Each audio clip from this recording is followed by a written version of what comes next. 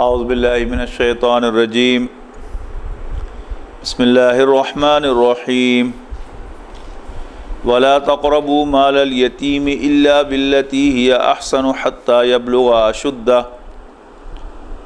وأوفوا بالعہد ان العہد كان مسئولا وأوفوا الكيل اذا كلتم وزنوا بالقسطاس المستقیم ذلك خیر واحسن تأویلا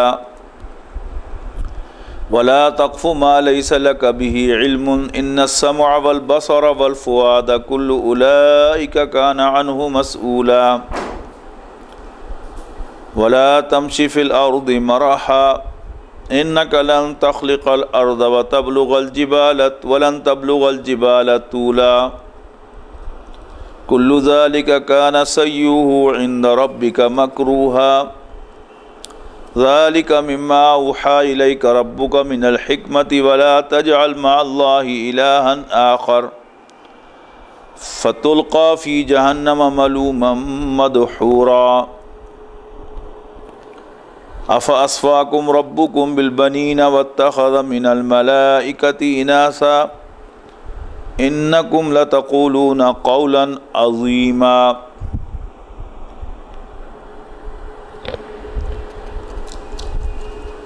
ولا تقربوا مال الیتیم الا باللتی ہی احسن، اور یتیم کے مال کے تو قریب بھی نہ جانا مگر اچھے طریقے سے۔ اس اچھے طریقے کی وضاحت جو ہے یہ ہے کہ جو اللہ تعالیٰ نے الاؤ کیا ہے اتنا تو تم اس کے قریب جا سکتے ہو، اس کو اویل کر سکتے ہو، اس کو استعمال کر سکتے ہو، اس سے فائدہ اٹھا سکتے ہو، لیکن اس سے زیادہ نہیں۔ ڈائریکشن یہ ہے کہ یتیم کے مال کے تم محافظ بنو، اور اگر تمہارے پاس اپنے مینز ہیں تو اس کو مینیج کرو رضاکارانہ طور پر یہاں تک کہ بچہ بالغ ہو جائے۔ ہاں، اگر تمہارے اپنے مینز نہیں ہیں اور تم اس کے مال کو مینیج کرتے ہو تو تمہیں اجازت ہے کہ اس میں تم مناسب، جیسے تنخواہ ہوتی ہے یا کوئی کمپنسیشن ہوتی ہے، وہ اس میں سے لے سکتے ہو۔ پھر یہ بھی فرمایا گیا کہ یتیم کے مال کو جلدی جلدی کنزیوم نہ کرو، اس خیال سے کہ وہ کہیں بالغ ہو کر اپنا مال مانگ نہ لے، تقاضا نہ کر دے اس کا، کیونکہ یہ سب حرکتیں اللہ کو معلوم ہیں، لہذا ان سب کا محاسبہ انسان سے ہوگا۔ تو یہاں ایک اصولی بات کہہ دی، ولا تقربوا مال الیتیم الا باللتی ہی احسن، اور یتیم کے مال کے تو قریب بھی نہ جاؤ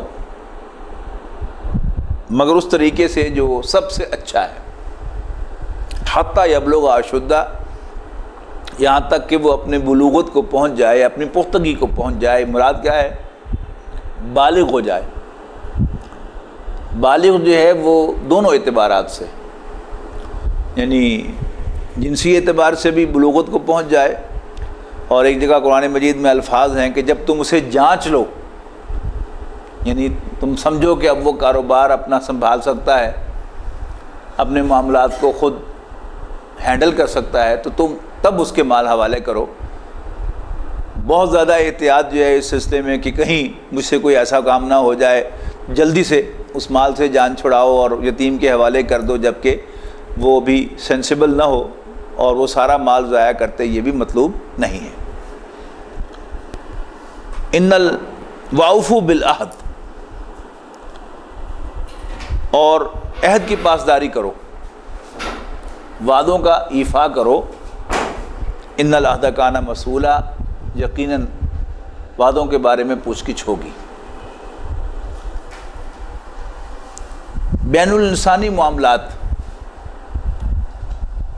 ان کے لیے ایک خوبصورت عنوان جو ہے وہ ایفاء عہد ہے، وعدہ نبھانا۔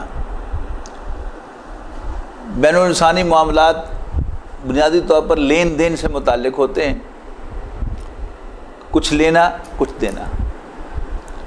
عام طور پر انسان اس طرف مائل ہوتا ہے کہ میں لے تو پورا لوں لیکن دینے میں کمی کروں. لیکن قاعدہ کیا ہے کہ جو بات طے ہو اس میں کوئی گڑبڑ نہ ہو. ایک سودا طے ہوا ہے کہ وہ 90 روپے کلو جو ہے وہ مال بیچا جائے گا. اب خریدنے والے کی ذمہ داری ہے کہ وہ کھوٹے سکے نہ دے, وہ ایسا نوٹ کہ جس کے چلنے کا امکان نہ ہو وہ نہ دے, اور بیچنے والے کی ذمہ داری ہے کہ وہ پورا کلو ہی دے, اسے 5 گرام کم بھی دینے کی کوشش نہ کرے. اس لیے کہ یہ معاہدہ ہے کہ میں آپ کو 90 دوں گا, میں آپ کو 100 دوں گا, 50 دوں گا, جتنے بھی طے ہوئے ہیں, اور آپ مجھے اتنی مقدار دیں گے. اسی طرح جو ناپنے والی چیزیں ہیں, یعنی کسی چیز کو کھینچ کر پورا کر دینا, یعنی میٹر پر یا گز پر کپڑا اس طرح چڑھانا کہ وہ ہر گز کے پیچھے جو ہے وہ آدھا گرا جو ہے وہ کچھ زائد کی بجائے کم چلا جائے, یہ کیا ہے؟ یہ ڈنڈی مارنے کی مختلف چیزیں ہیں. یہ اس معاہدے کی خلاف ورزی ہے کہ جس پر سودا طے ہوا ہے. اسی طرح معاشرے میں کچھ معاہدے جو ہیں وہ باقاعدہ آمنے سامنے بیٹھ کر نہیں کیے جاتے, لیکن وہ سوشل کانٹریکٹ کی حیثیت رکھتے ہیں. جیسے والدین اور اولاد کا معاملہ کہ ایک سٹیج پر والدین اپنا سب کچھ اپنی اولاد پر انویسٹ کرتے ہیں. اب اس کا لازمی تقاضا کیا ہے کہ دوسری سٹیج پر جب والدین بوڑھے ہو جائیں, جس کا اس سبق کے آغاز میں ذکر تھا کہ جب وہ بوڑھے ہو جائیں تو اب تمہیں وہ سب کچھ انہیں ریٹرن کرنا ہے. اگرچہ اس کا باقاعدہ معاہدہ نہیں ہوا, لیکن ایک سوشل کانٹریکٹ کی حیثیت رکھتا ہے. یہ اللہ تعالیٰ کی طرف سے یہ بائنڈنگ ہے. جس معاشرے سے ایفائے عہد نکل جائے تو وہ معاشرہ جو ہے وہ برائی کی طرف بڑھنا شروع ہو جاتا ہے, اور جس معاشرے میں ایفائے عہد کی پاسداری رواج پا جائے تو وہ معاشرہ جو ہے وہ ہمیشہ خیر کی طرف بڑھنا شروع ہو جاتا ہے. جب معاشرہ گراوٹ میں بہت گہرا چلا جاتا ہے تو پھر نہ صرف یہ کہ عہد کی پاسداری ختم ہو جاتی ہے, بدعہدی کا احساس بھی ختم ہو جاتا ہے کہ کسی سے کوئی وعدہ کیا تھا, کسی سے کوئی معاہدہ کیا تھا اور وہ معاہدہ پورا نہیں ہو سکا, اس پر کوئی پشیمانی, کوئی افسوس, کوئی ریگریٹ, پھر وہ بھی ختم ہو جاتا ہے. یہ انتہا ہے گراوٹ کی. تو یہاں اصولی بات کہی کہ وَأَوْفُوا بِالْعَهْدِ, وعدے کو ایفا کیا کرو. اِنَّ الْعَهْدَ كَانَ مَسْئُولًا, یقیناً وعدے کے بارے میں پوچھ گچھ ہوگی. اگر انسان کو یہ احساس ہو کہ جو بھی میں زبان سے نکال رہا ہوں, جو بات بھی میں کہہ رہا ہوں, مجھے اس کی جواب دہی کرنی ہوگی, تو پھر انسان جو ہے وہ یقیناً محتاط ہوگا. اور اگر اسے یہ بات بھول جائے گی کوئی مجھے میرے وعدے کے بارے میں پوچھنے والا بھی ہے, میں جو بھی کمٹمنٹ کر رہا ہوں اس پر میرا محاسبہ بھی ہوگا, تب یہ احساس ختم ہو جائے گا, تو پھر لازماً انسان وعدہ خلافی کی طرف مائل ہوگا. اور اگر احساس ہوگا کہ پوچھ گچھ ہوگی تو پھر انسان مائل ہوگا ایفائے عہد کی طرف. تو اس کو جوڑا گیا ہے آپس میں, وَأَوْفُوا بِالْعَهْدِ إِنَّ الْعَهْدَ كَانَ مَسْئُولًا. اب اسی کے ساتھ وہ دوسری بات جس کا میں نے پہلے ذکر کیا وعدے کے ہیڈنگ میں, اسے دوسرے ہیڈنگ کے تحت لایا گیا. وہ کیا ہے؟ دیانتداری. وَأَوْفُوا الْكَيْلَ إِذَا كِلْتُمْ, کہ جب بھی ناپو پورا ناپو. وزنوا بالقسطاس المستقیم, اور سیدھے ترازو کے ساتھ وزن کرو. اس موضوع پر قرآن مجید کا کلائمیکس جو ہے وہ سورہ مطففین کی ابتدائی آیات، وہاں اس کو پورا کھول دیا گیا کہ ویل للمطففین، خرابی ہے ناپ تول میں کمی کرنے والوں کے لیے، الذین اذا اکتالوا علی الناس یستوفون، کہ جب لوگوں سے لیتے ہیں تو پورا لیتے ہیں، لیکن وَإِذَا كَالُوهُمْ أَوْ وَزَنُوهُمْ يُخْسِرُونَ، لیکن جب انہیں تول کر یا ناپ پر دیتے ہیں تو اس میں سے کم کر لیتے ہیں، یعنی لینا پورا اور دینا کم۔ أَلَا يَظُنُّ أُولَٰئِكَ أَنَّهُم مَّبْعُوثُونَ، کیا وہ نہیں سمجھتے کہ وہ دوبارہ اٹھائے جائیں گے؟ لیوم عظیم، ایک بڑے دن، یوم یقوم الناس لرب العالمین، جس دن لوگ رب العالمین کے سامنے پیش ہوں گے۔ یعنی ناپ تول میں کمی، اس کا سد باب بھی صرف اور صرف ہو سکتا ہے تو اسی جواب دہی کے احساس سے۔ اچھا، اب یہ ڈیلیور کرنا جو ہے یہ کئی طرح کا ہوتا ہے۔ ایک ہے دکاندار کا ڈیلیور کرنا، جس کا یعنی ان آیات میں ذکر ہے کہ لیتے ہیں تو پورا لیتے ہیں، اور جب ناپتے ہیں یا تولتے ہیں کسی کے لیے تو اس میں سے کمی کرتے ہیں۔ لیکن اس کا اطلاق کئی زاویوں سے ہوگا۔ ملازمت کے اندر تنخواہ پوری لینا اور سروس پوری نہ دینا، اس میں ڈنڈی مارنا، لیٹ آنا، جلدی کھسک جانا، یعنی کام کے اوقات میں جو اوقات بیچے جا چکے ہیں امپلائر کو، ان میں اپنا کوئی دھندا کرنا، وقت کو ضائع کرنا۔ اب خاص طور پر یہ کمپیوٹر ایج کے اندر تو یہ ایک بہت ہی زیادہ سینسٹیو مسئلہ ہو گیا ہے کہ ایک شخص کمپیوٹر پہ بیٹھا جو ہے وہ بظاہر کوئی کام کر رہا ہے، امپلائر کو کچھ معلوم نہیں کہ وہ کیا کر رہا ہے، وہ اپنی چیٹنگ کر رہا ہے کسی کے ساتھ، کسی دوست کے ساتھ، یا اپنا ہی کوئی کاروبار کر رہا ہے، یا کارٹون ہی دیکھ رہا ہے بیٹھا ہوا، یا اس سے بھی آگے بڑھ کر کوئی اور بے حیائی کی چیزیں جو ہے وہ دیکھ رہا ہے۔ اب انسان کی اس میں بندش کیسے ہو سکتی ہے؟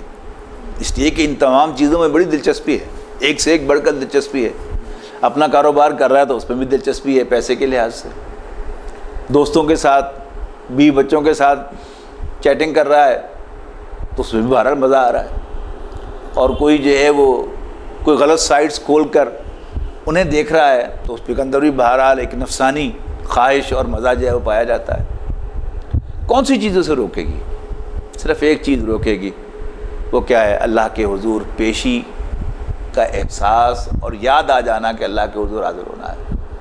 وہ بات جو سورہ نازعات میں فرمائی گئی کہ اما من خاف مقام ربہ ونہی النفس عن الہویٰ، کہ وہ شخص کہ جس نے اپنے رب کے سامنے کھڑے ہونے سے ڈرا اور اس نے اپنے نفس کو لگام دے دی، فإن الجنۃ ہی المأویٰ، تو جنت اس کا ٹھکانہ ہوگی۔ احساس ہو کہ اللہ کے حضور حاضری ہوگی، اللہ کو راضی کروں گا، میں اس کی پسند کے مطابق چلوں گا تو مجھے جنت ملے گی، اور اگر میں نے اس میں کوئی گڑبڑ کی تو میں جہنم کا ایندھن بنوں گا۔ یہ احساس جو اسے روکے گا۔ تو وَأَوْفُوا الْكَيْلَ إِذَا كِلْتُمْ وَزِنُوا بِالْقِسْطَاسِ الْمُسْتَقِيمِ ذَلِكَ خَيْرٌ وَأَحْسَنُ تَأْوِيلًا۔ یقیناً یہ بہتر بھی ہے اور انجام کار کے اعتبار سے بھی اچھا ہے۔ یہاں جو خیر فرمایا ہے یہ دنیاوی اعتبار سے ہے کہ دنیا میں بھی انسان کی نیک نامی ہوتی ہے،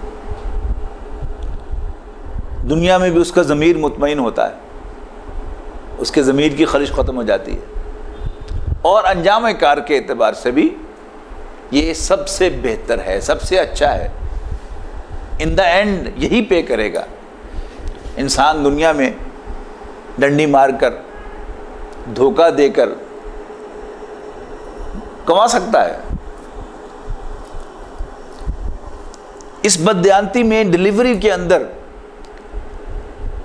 جو پروفیشنل لوگ ہیں، وکلاء ہیں، ڈاکٹرز ہیں، انجینئرز ہیں، آرکیٹیکٹس ہیں، ماہرین نفسیات ہیں، ان پر بھی بہت بڑی ذمہ داری عائد ہوتی ہے۔ نبی اکرم صلی اللہ علیہ وسلم نے ارشاد فرمایا المستشار مؤتمن، کہ جس سے مشورہ مانگا جائے، یعنی کنسلٹنٹ ایسے ہی ہے جیسے کسی کے پاس امانت رکھوائی جائے۔ آپ نے ارشاد فرمایا کہ کسی کو مشورہ دیتے ہوئے یوں مشورہ دو جیسے اگر اس کی جگہ پر تم ہوتے تو تم اپنے لیے کیا پسند کرتے۔ اب ڈاکٹر کے پاس ایک مریض آیا ہے علاج کے لیے،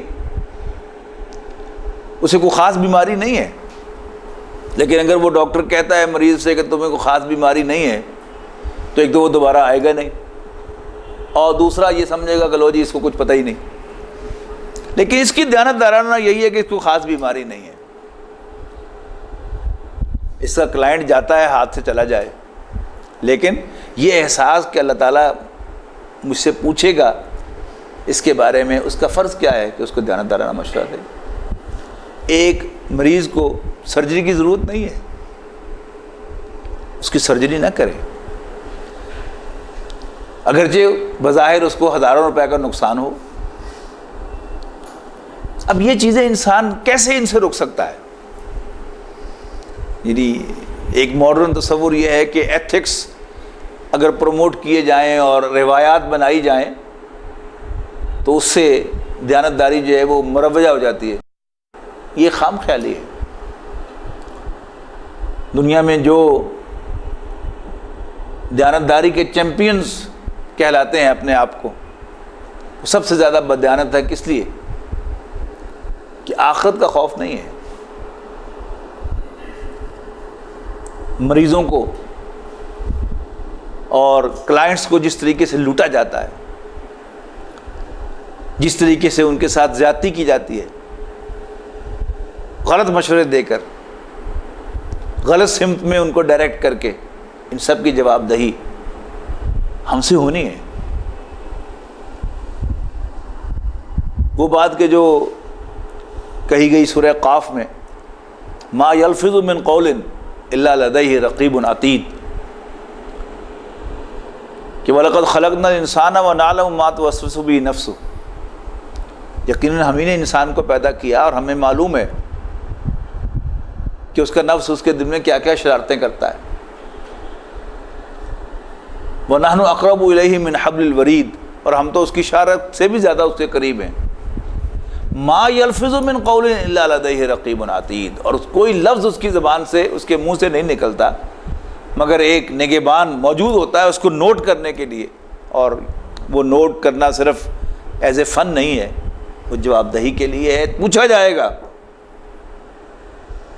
کیا تم نے اپنے مریض کو صحیح مشورہ دیا تھا؟ کیا تو نے اپنے کلائنٹ کو صحیح گائیڈ کیا تھا؟ اور اگر غلط گائیڈ کیا ہوگا تو پھر مجھے اپنے اس قول کا جواب اللہ تعالیٰ کے ہاں دینا ہوگا۔ تو وَأَوْفُوا الْكَيْلَ إِذَا كِلْتُمْ، جب بھی ناپو پورا پورا ناپو، وزنوا بالقسطاس المستقیم، اور سیدھے ترازو کے ساتھ تولو، ذالک خیر وأحسن تأویلا، یہ بہتر بھی ہے اور انجام کار کے اعتبار سے سب سے اچھا بھی۔ وَلَا تَقْفُ مَا لَيْسَ لَكَ بِهِ عِلْمٌ، قاف یا کا مادہ آتا ہے پیچھے جانے کے لیے، قافیہ اسی سے بنا ہے، قافیہ اور ردیف، یہ جو یعنی شعر کے آخر میں جو وزن ہوتا ہے اسے کہتے ہیں نا قافیہ، پیچھے آنا۔ وَلَا تَقْفُ، مت پیچھا کر، مَا لَيْسَ لَكَ بِهِ عِلْم، اس کا جس کے لیے تمہارے پاس کوئی سالڈ علم نہ ہو۔ یعنی یہاں سپرسٹیشن کی نفی ہے، ایسے ہی ہوائی چیزیں جو ہیں ان پر یقین رکھنا، نجوم پر، اور ایسی فضول باتوں پر جن کے لیے کوئی دلیل نہ ہو۔ یا تو اس کے لیے سائنٹیفک دلیل ہونی چاہیے کسی بات کے لیے، آنکھ کا دیکھا، کان سے سنا، اس کے بارے میں تو بہرحال یقین ہو گیا کہ ہاں اس کا کوئی وجود ہے، یا اس کے لیے قرآن و سنت سے یا کسی ڈیفینیٹ سورس سے انسان کے پاس دلیل ہو، پھر تو انسان اس کا پیچھا کرے۔ لیکن صرف وہم پر، صرف گمان پر، جوتی الٹی ہونے پر، سیدھے ہونے پر، کوے کے آنے پر، بلی کے بولنے پر انسان کو اپنی ڈائریکشن کا سیٹ کرنا اور انسان کو اس وہم میں پڑنا، اس کی ہمارا دین اجازت نہیں دیتا۔ یعنی اس حد تک نجوم سے ہمیں منع کیا گیا ہے کہ اگر کوئی نجومی کوئی بات کہے اور وہ بات واقعی جیسے اس نے کہی تھی وہ ہو جائے، تب بھی تو کہو کہ اللہ سچا ہے، نجومی جھوٹا ہے۔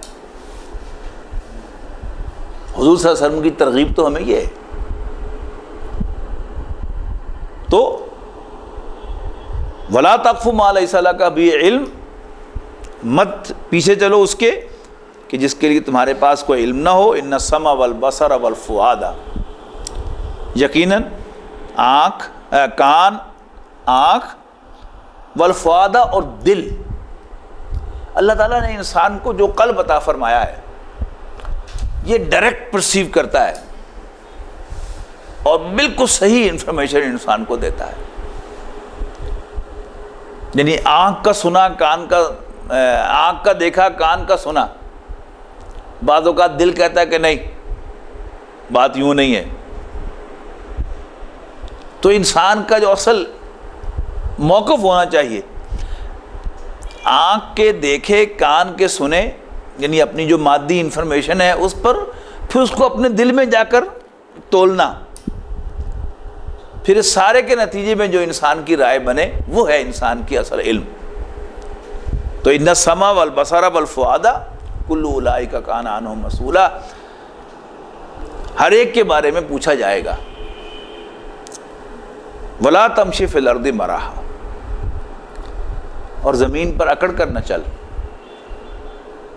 انک لن تخرق الارض ولن تبلغ الجبال طولا، یقیناً تو زمین کو پھاڑ نہیں لے گا۔ یعنی انسان کا جو جب اکڑ کے چلتا ہے تو اس کا جسچر کیا ہے؟ یعنی گردن کو اونچا کرنا اور پاؤں زور سے مارنا زمین پر، ایڑی۔ اب دونوں پر بڑی لطیف ایک تنقید کی گئی ہے کہ زور سے ایڑی مار رہے ہو، میری زمین کو پھاڑ لو گے؟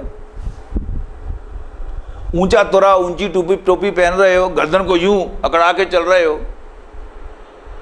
کیا میرے پہاڑوں سے اونچے ہو جاؤ گے؟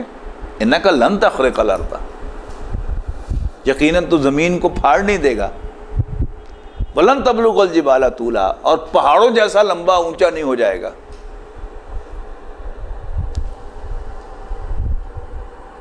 کل ذالک کان سیئہ عند ربک مکروہا۔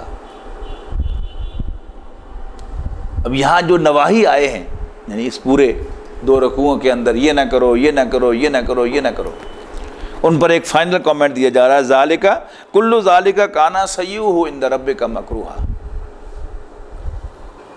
ان سب چیزوں کے جو برے آسپیکٹس ہیں وہ تیرے رب کے ہاں بہت ناپسندیدہ ہے۔ یعنی دنیا کا کوئی کام، دنیا کی کوئی چیز خیر سے بالکل خالی تو ہے نہیں۔ شراب اور جوئے کے بارے میں بھی اللہ تعالیٰ نے خود فرما دیا کہ اس میں کچھ فائدے بھی ہیں اور نقصان بھی ہیں، البتہ اس کا نقصان بڑا ہوا ہے۔ تو ہر ایک برائی جو ہے اس کا جو برا پہلو ہے، کسی بھی عمل کا برا پہلو، وہ تیرے رب کے ہاں ناپسندیدہ ہے، اسے اچھا، اسے پسند نہیں ہے۔ کل ذالک، ان میں سے ہر ایک، کانا سیئہ عند ربک مکروہا، اس کی برائی تیرے رب کے نزدیک انتہائی ناپسندیدہ ہے۔ ذالک مما اوحی الیک ربک من الحکمہ، اور یہ وہ حکمت کی باتیں ہیں جو اے نبی تیرا رب تمہاری طرف وحی کر رہا ہے۔ فلا تجعل مع اللہ الہا آخر، اور اللہ کے ساتھ کسی اور الہ کو، کسی اور کو الہ نہ بنانا، معبود نہ بنانا۔ ولا تجعل مع اللہ الہا آخر، اور اللہ کے ساتھ کسی اور کو الہ نہ بنانا، کوئی اور الہ اختیار نہ کرنا، معبود نہ بنانا۔ فتلقی فی جہنم ملوما مدحورا، ورنہ تم جہنم میں پھینک دیے جاؤ گے ملامت کے ساتھ اور دھتکارے ہوئے. یہ دھتکارنا جو ہوتا ہے یہ اس کے لیے مختلف الفاظ ہمارے یہاں دفع ہو جا, دور ہو جا, گیٹ اوے, گیٹ لاسٹ, پرے ہو جا, نظروں سے دور ہو جا میرے, یہ سب کیا ہے؟ یہ نفرت کے ساتھ کسی کو پرے ہٹانے کے لیے جسچرز ہیں, وہ یہاں پر استعمال کیا گیا ہے, الزام لگا کر اور دھکے دے کر, ریجیکٹ کر کے. افاسفاکم ربکم بالبنین, یعنی ویسے تو کسی کو بھی اللہ کے سوا الہ ماننا برا ہے, کسی کو بھی اللہ کا شریک بنانا برا ہے. چونکہ قرآن مجید عرب میں نازل ہوا اور یہ مکی صورت ہے, مکہ مکرمہ میں نازل ہو رہی تھی صورت. قریش کا جو خاص شرک تھا وہ تھا کہ وہ فرشتوں کو اللہ کی بیٹیاں سمجھتے تھے اور انہی کے نام کے بت بناتے تھے, انہی کے نام کے بت بناتے تھے. یہ لات, عزا, منات یہ سب مؤنث نام ہیں. لات الہ کا مؤنث, عزا عزیز کا مؤنث, منات منان کا مؤنث, یہ سب اللہ تعالیٰ کے جو صفاتی نام ہیں انہی سے مؤنث بنائے ہوئے. اور یہ ان کے خیال میں فرشتے تھے جو اللہ کی بیٹیوں کی حیثیت رکھتے تھے, ان کے انہیں بت بنائے تھے. تو اگرچہ عیسائیوں نے اللہ کا بیٹا قرار دیا حضرت عیسیٰ علیہ السلام کو, اس پر بھی قرآن مجید میں بڑی سخت تنقید ہے. وہاں انداز جو ہے وہ بڑا گلوریس اور بڑا پرہیبت پرجلال انداز ہے کہ ہیں اس بات پر تو زمین شک ہونے کو ہے, آسمان ٹوٹ پڑنے کو ہے, امداؤ الرحمن ولدا, کہ انہوں نے اللہ کے لیے بیٹا تجویز کر دیا. لیکن قریش کی اس حرکت پر قرآن مجید ہمیشہ طنزیہ انداز اختیار کرتا ہے. واہ بھائی واہ, بلے و بلے, واہ. اسفاکم ربکم بالبنین, کیا تمہارے رب نے تمہیں تو بیٹوں سے نواز دیا. واتخذ من الملائکۃ اناسا, اور خود فرشتوں میں سے بیٹیاں بنا لیں. بلے, بڑے سیانے ہو تسی. یعنی وہ چیز جو تمہیں اپنے لیے پسند نہیں ہے. سورہ زخرف میں فرمایا نا کہ حال ان کا یہ ہے کہ یہ جو مخلوق اللہ کے لیے تجویز کر رہے ہیں یعنی بیٹیاں, جب ان میں سے کسی کو بیٹی کی خوشخبری ملتی ہے تو اس کا چہرہ سیاہ ہو جاتا ہے اور وہ غصے کے گھونٹ بھرنے لگتا ہے کہ میں کسی سے کیا بات کروں, بے عزتی ہو گئی میری, توہین ہو گئی میری کہ میرے گھر میں بیٹی پیدا ہو گئی. اور شرم نہیں آتی اللہ تعالیٰ کے لیے بیٹیاں تجویز کرتے ہوئے. یہاں بھی وہی انداز ہے کہ واہ, تمہارے رب نے تمہیں بیٹوں سے نواز دیا. واتخذ من الملائکۃ اناسا, اور خود فرشتوں میں سے بیٹیاں بنا لیں. انکم لتقولون قولا عظیما, یقیناً تم بہت بڑی بات کہہ رہے ہو, بڑی آفل اور بڑی بھیانک بات کہہ رہے ہو, گندی بات کہہ رہے ہو. اس کے کئی ترجمے ہو سکتے ہیں قولا عظیما کہ بڑی بات کہہ رہے ہو, بڑی گندی بات کہہ رہے ہو, بڑی گھٹیا بات کہہ رہے ہو, بہت ہی توہین آمیز کلمہ کہہ رہے ہو. شرم نہیں آتی تمہیں یہ کہتے ہوئے؟